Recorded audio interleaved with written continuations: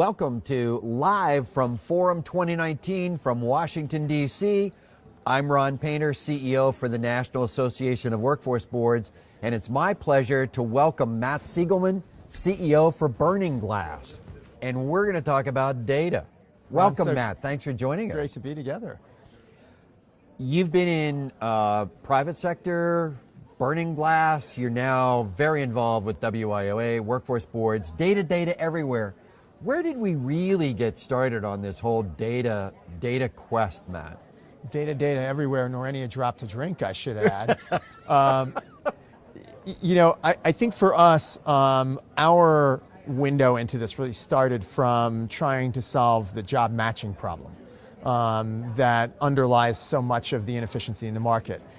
So we first tried to say, hey, look, let's focus on that point of how somebody finds a job, how employers find the talent that they need. And we created a great engine for doing that, continue to provide that solution set out there. But I think over time we started to realize that at the point of transaction, it's the point where someone needs a job, the point where an employer needs people, either those people are there with the skills that they need or they're not. Either the job that you're qualified for, you've got the skills to do, is available or it's not.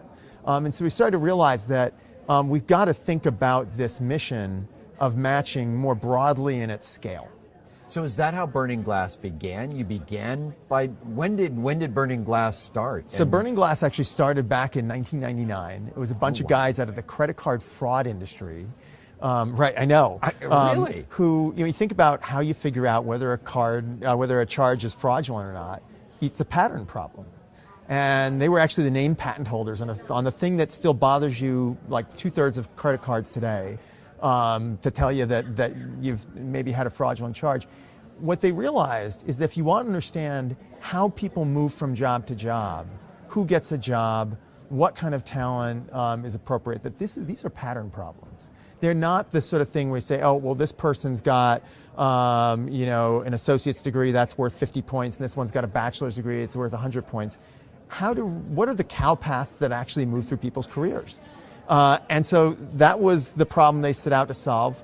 20 years later, we still are very much addressing that same problem. But again, I think we realized that the aperture, if you will, of that problem is much broader than what we originally thought. Originally we thought, well, gee, if you just have better technology for getting people together, it's sort of like online dating or something like that, right? Then you can have happier marriages. Yeah, something like that, yeah. But ultimately, if you don't have a market map, if you don't know where opportunity is, if you don't know where talent is, it doesn't work. In a sense, is this reverse engineering the labor market? You mentioned this all starts with the transaction. I get hired, which I don't know what the probability of that is, but I get hired, and then starting what you guys are doing is mapping that backwards? Yeah, it's looking at that demand and looking at that supply and figuring out where are the disjoints. When you can look at it in an aggregate, you can kind of see where things are in balance and where they're not. I'll put it to you this way.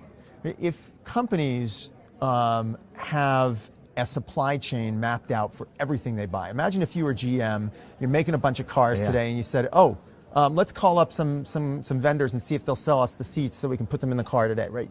You've got that incredibly complex, mapped all the way back. Companies do that with pretty much every commodity that's important to them, except the biggest factor of production in most enterprises, which is their talent. Yeah, we've been in some companies where they have whole units who simply track and time.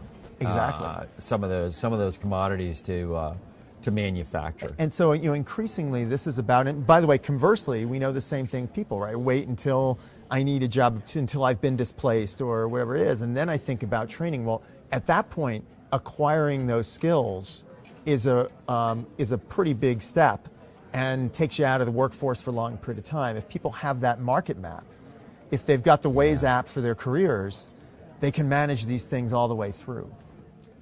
Awesome. We're going to be headed to the main stage to talk more about data. Matt Sigelman, CEO for Burning Glass, thanks for hanging out with me for a couple minutes before we go on stage.